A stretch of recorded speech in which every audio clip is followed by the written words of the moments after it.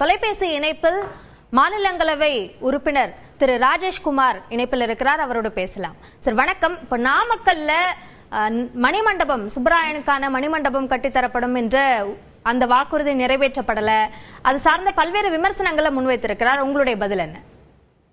வணக்கங்க.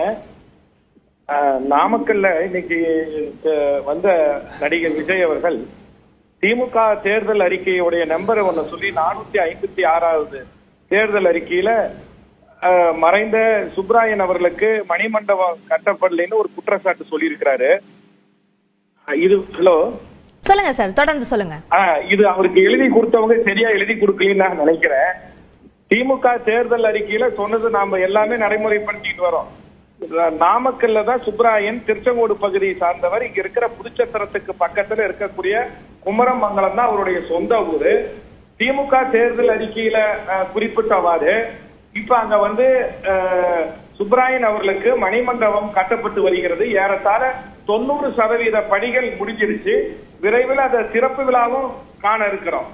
இப்ப நான் உங்களுடைய வாட்ஸ்அப்புக்கு நாமக்கல் மாவட்டம் புதுச்சத்திரம் பகுதியில சுப்பராயன் அவர்கள் பிறந்த ஊரில் மணிமண்டபம் கட்டப்பட்டு அது 90% முடிவடைந்த அந்த படக்காட்சிகளை உங்களுடைய வாட்ஸ்அப்புக்கு அனுப்பியிருக்கிறேன். நீங்க அதை தயவு செய்து போடுங்க. அப்பதாவது இந்த விஜய்க்கு எழுதி கொடுக்கறவங்க உண்மை நிலைமையை பார்த்து எழுதி கொடுப்பாங்க. சரி, உங்க நியூஸ் 18 தொலைக்காட்சியுடைய வாட்ஸ்அப்புக்கு சுப்பராயனுடைய மணிமண்டபம் 90% பணிகள் நிறைவடைந்திருக்குது அப்படிங்கறத நாங்க போட்டுக்கிறோம். மாண்புமிகு முதலமைச்சர் அவர்கள் அடிக்கல் நாட்டி அந்த ஆதாரத்தை நான் உங்ககிட்ட கொடுக்கறேன். இப்ப அதை போடுங்க. சரி, இப்போ மற்ற குற்றச்சாட்டுகள் நாமக்கல்ல இருக்கிற அடிப்படை வசதிகள் முழுமையாக செய்து தரப்படல என்ற குற்றச்சாட்டை முன்வைத்திருக்கிறார். அதே போல கிட்னி திருட்டு சார்ந்த விமர்சனங்களையும் முன்வைத்திருக்கிறார். அது பற்றி உங்களுடைய பார்வை? நாமக்கல்ல அவர் என்ன சொல்றாருன்னா, நாமக்கல் என்றாவே முட்டைக்கு பெயர் பெற்ற ஊரு. அந்த ஊர்ல முட்டைக்காக சேமிப்பு கிடங்கு கட்டப்படலைன்னு இப்ப நடிகர் விஜய் சொல்லி இருக்கிறாரு. அதுக்கும் என்னுடைய பதில் என்னன்னா, இந்த நாமக்கல்ல முட்டை உற்பத்திக்கு அடித்தளம் இட்டது திராவிட முன்னேற்ற கழக ஆட்சியில தான். முத்தமிழறிஞர் தலைவர் கலைஞர் அவர்கள் முதலமைச்சராக இருக்கக்கூடிய காலகட்டத்தில் 1989ஆம் ஆண்டு தமிழ்நாடு சத்துணவு திட்டத்தில் முட்டையை முட்டை வழங்குகின்ற திட்டத்தை அறிமுகப்படுத்தினார். படிப்படியாக தினந்தோறும் தமிழ்நாடு அரசாங்கத்துடைய சத்துணவு திட்டத்தில இந்த முட்டையை வழங்குகின்ற அந்த திட்டத்தை சேர்த்துன பிறகு நாமக்கல்லில் தான் முட்டை உற்பத்தி மிகவும் அதிகமாக வந்தது. அது மட்டும் இல்லாம விவசாயிகளுக்கு இலவச மின்சாரம் வழங்கியதன் மூலமாக இங்க இருக்கிற கோழி பண்ணைகள் விரிவடைந்தது.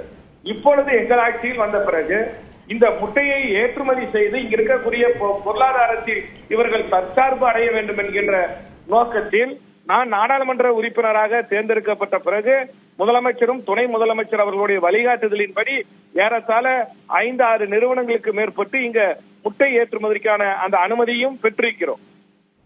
அதே போன்று முட்டைக்கான சேமிப்பு கிடங்குகளும் அந்த கட்டுமான பணிகளும் மாவட்டம் முழுவதும் ஆங்காங்கே தனியார் பங்களிப்போடு அரசுடைய மானியத்தில் கட்டப்பட்டு இருக்கிறது. ஆகைய முட்டை உற்பத்தியில இன்னைக்கு இந்திய அளவில் நாமக்கல்லுடைய முட்டை உற்பத்தியானது 85% பங்களிப்பு இருக்கிறது. அதற்கு முழு காரணம் திராவிட முன்னேற்ற கழக ஆட்சியும் கழக தலைவர் தளபதி அவர்களும் துணை முதலமைச்சர்களுடைய இந்த வழிகாட்டின் மூலமாக இன்றைய தினம் நாங்கள் இந்த முட்டை ஏற்றுமதியிலிருந்து அனைத்து பணிகளும் செய்திருக்கிறோம். அதே மாதிரி நம்ம நடிகர் விஜய் இன்னொரு அடிப்படை வசதிகள் ரோடு எல்லாம் வேணும்னு சொல்றாரு.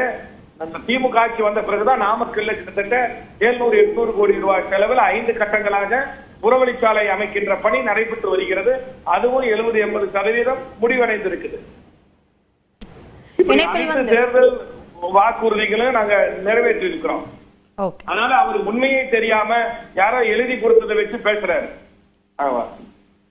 இணைப்பில் கருத்துக்களை பகிர்ந்து கொண்டமைக்கு நன்றி திரு ராஜேஷ்குமார். தவேக தலைவர் விஜயனுடைய இந்த பிரச்சார சுற்றுப்பயணத்தில் அவர் முன்வைத்த கருத்துக்கள் சார்ந்த விருந்தினர்களுடைய பார்வைகளையும் பார்த்தோம். அமர்வில் பங்கேற்று கருத்துக்களை பகிர்ந்து கொண்ட அனைத்து விருந்தினர்களுக்கும் நன்றி, மக்களுக்கும் நன்றி. மீண்டும் மற்றொரு நிகழ்ச்சியில் சந்திக்கலாம்.